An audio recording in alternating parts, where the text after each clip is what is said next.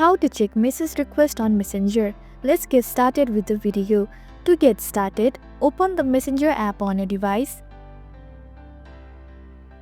and make sure you are logged in. Next, tap on the three horizontal lines located at the bottom right corner. This will open the menu. From the menu, select Message Request. Here you will find two sections. The You May Know section contains messages from the people you might be connected to but who aren't in your contacts. The Spam section holds messages that are automatically categorized as spam.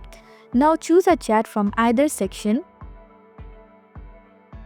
Once you open the chat, you will have a few options for how to proceed. If you want to accept the message, simply click on Accept to begin chatting with the person. If you prefer not to respond, you can block the user and delete the message. This will prevent them from sending any more messages in the future. By following this simple step, you can check message request on Messenger.